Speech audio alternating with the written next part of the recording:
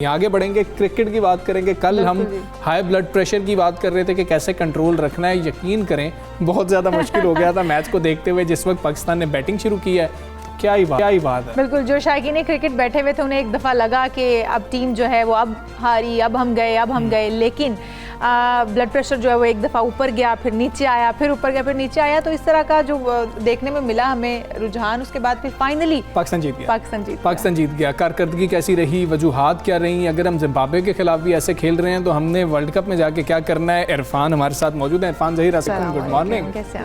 आपका भी कुछ ब्लड प्रेशर ऊपर जा रहा था जिस वक्त पाकिस्तान बैटिंग कर रहा था कि हम जिम्बाब्वे के खिलाफ क्या कर रहे हैं? अब तो आदत सी हो गई है जी। अच्छा, आपका ब्लड प्रेशर ऊपर नीचे नहीं हुआ? आदत थोड़ा कम होता है, काफ़ी इन चीज़ों के हैबिचुअल हो चुके हैं किस तरह ये सारा फ्लक्चुएट करता है। ऑब्वियसली पूरी अप्रोच ही बड़ी नेगेटिव थी और दोनों टीमों ने भरपूर कोशिश की है गेम हारी जाए, लेकिन वो जिम्बाब्वे कामयाब रहा इसमें। क्योंकि मेरा ख्याल है ओवरऑल क्रिकेट देखी जाए तो जिम्बाब्वे हमसे बेहतर खेला। ठीक है, उन्होंने सिर्फ जो बैटिंग के अंदर हम बात करें, जब पाकिस्तान बैटिंग कर रहा था तो लास्ट 2 ओवर में वो गेम हार गए। आखिरी 2 ओवर्स के अंदर वो उनके बॉलर्स ने जिस तरह 18 ओवर तक उन्होंने मैच अपने कंट्रोल में रखा। 2 ओवर में रिजवान ने आउटस्टैंडिंग हिटिंग कर दी, खासतौर पे लास्ट ओवर में 20 ओवर रन कर दिए। फिर इसी तरह बैटिंग जब वो चेस कर रहे थे तो तब भी उन्होंने गेम पूरा इंटैक्ट रखा।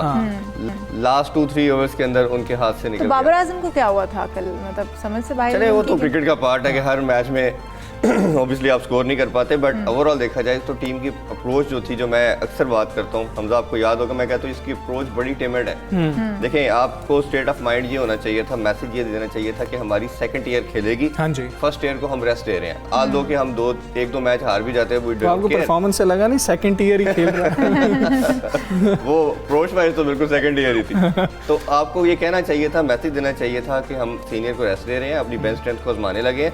अगर हम 1-2 मैच हार भी जाते हैं तो we have no issue with it, हम इसी तरह पूरा जाएंगे, क्योंकि हमने उनको भी लेके चलना है। हम वर्ल्ड कप की प्रिपरेशन कर दें, एक स्टेटमेंट आ जाती, फिर लड़कों को कॉन्फिडेंस देते कि आप भी इक्वली गुड हैं जो पहले टीम में खेल रहे थे, तो आपको रिजल्ट भी बेहतर नजर आना था। मिडिल ऑर्डर फ्लॉप हुआ इरफान, मिडिल ऑर्डर बिल्कुल जैसे हमने देखा कि हैदर जिस तरह आउट हुए, वो गेंद मतलब यॉर्कर पड़ रहा है और आप शॉट क्या खेल रहे हैं? क्या हैदर भी अपना करियर खत्म करना चाह रहे हैं? कोशिश तो सारे अपनी इसी अप्रोच के ऊपर लगे हुए हैं कि किसी तरह इसको खत्म किया जाए, बट अगेन आपको थोड़ा लेके चलना पड़ेगा, मैनेजमेंट को काम करना पड़ेगा। मुझे समझ नहीं आती कि कोचेस का रोल क्या है। यहाँ तो कोचेस का रोल आता है कि आप उनको गाइड करें। बैटिंग कोच अलहदा है, बॉलिंग कोच अलहदा है, हेड कोच अलहदा है, लेकिन वो कोचिंग किसी जगह पे नजर नहीं हमें आती कि आपने उनको गाइड कैसे करना है। क्या वो इतने वीक है मेंटली कि आपकी कोई बात नहीं सुनते, और अगर आप बताते हैं तो वो बिल्कुल हवा में उड़ा देते हैं। ये मतलब कुछ चीज़ें बड़ी रिडिकुलस तौर पे नजर आती है। अच्छा, हमने देखा कि मोहम्मद रिजवान के अलावा कोई भी जो है वो अच्छी बैटिंग नहीं कर सका। हमारे सारे खिलाड़ी जो है वो कोई अच्छी इनिंग्स नहीं खेल सके। तो अब अगर हम देखें अपनी बैटिंग लाइन को और बॉलिंग लाइन को, किसको क्रेडिट देते हैं कल का कि किसकी वजह से हम मैच जो है वो हारते हारते जीत गए? कल तो मेरा ख्याल है सिर्फ एक ही नाम आता है, मोहम्मद रिजवान।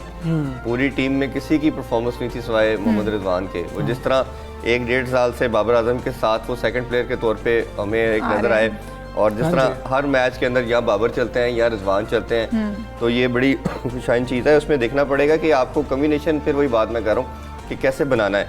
अभी आपका शर्जील आपने बाहर बिठाया हुआ है, शर्जील को खिलाना चाहिए, उसको पूरे 3 मैच देते और उसको कॉन्फिडेंस के साथ देते।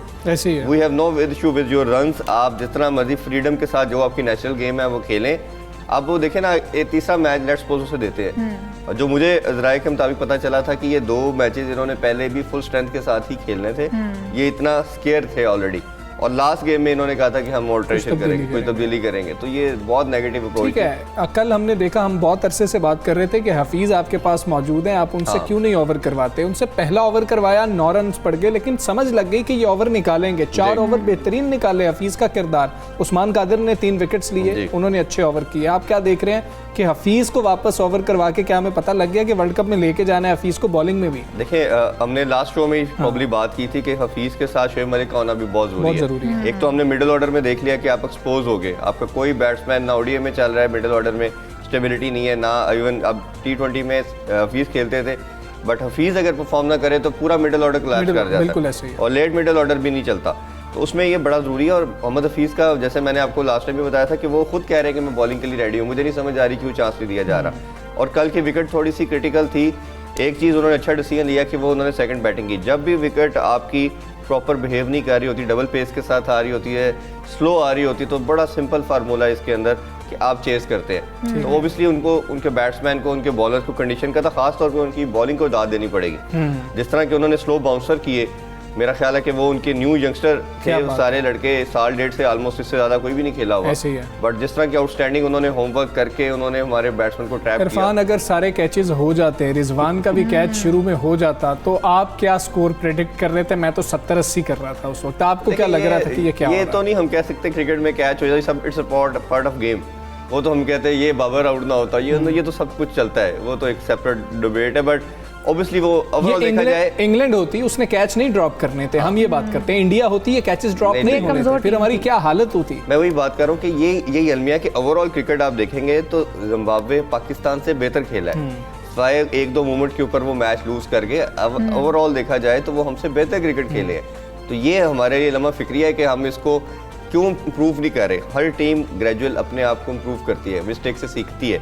हमारा प्रॉब्लम ये है कि हम अपनी मिस्टेक को हाइड कर जाते हैं विक्ट्री के पीछे।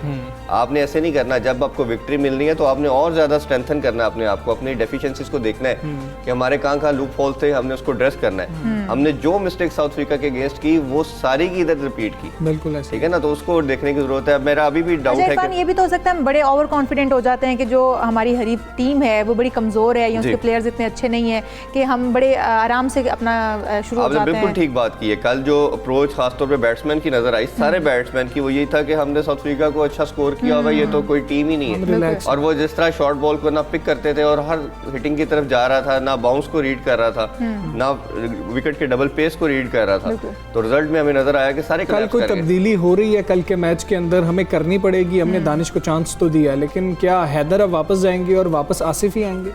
देखें, इसके अलावा आप इससे ज्यादा क्या चेंजिंग कर सकते हैं? इसके अलावा तो आपने सिलेक्शन भी क्या की हुई है? जी मेरा ख्याल है कि सेम टीम के साथ ही जाएंगे। अच्छा। शायद बॉलिंग के अंदर एक कोई पेसर आप ऐड हसन वापस आए, हसन को शायद चांस दे दे, क्योंकि आपने देखा कि एंड में हिटिंग करने वाला बैट्समैन कोई नहीं है। हसन आपको जब भी खेलता है तो आपको एंड में 20-30 रन बड़े क्विक देता है, जो आपको 2-3 दफा मैच भी जिता चुके हैं। तो शायद उनका इंक्लूजन नजर आ रहा है। अदरवाइज तीसरे मैच में मैं देख रहा हूँ कि चेंजिंग करेंगे, दूसरे मैच तक ये अभी डरे हुए हैं, ये शायद ना करें। और हमारे शर्जील को मौका नहीं मिलने जा रहा है। हम नहीं देखेंगे कि शर्जील की स्ट्रेंथ क्या है। एक मैच खिलाया, उस पर हमने फैसला कर लिया कि वो नहीं खेलेंगे। देखिए, मैंने आपको बताया ना कि मिसबाह की अप्रोच बहुत ज़्यादा इस तरह, वो एक स्टैग्नेंट किस्म की टीमेड अप्रोच है। वो जो डिसाइड कर लेते हैं, वो दिखने में तो बड़े हमें सॉफ्ट और इस तरह नजर आते हैं, बट ओवरऑल वो मेंटालिटी वाइज आखिर हो जाता है। हाँ, वो जो प्लान कर लेते हैं पहले वो उसी तरह करते हैं। सरफराज का उन्होंने प्लान कर दिया था कि सेकंड कीपर है, तो सरफराज आल्दो के रिजवान से बेहतर कोई नहीं है, वी ऑल एडमिट, बट अगर हो भी तो वो सरफराज को नहीं खिलाएंगे।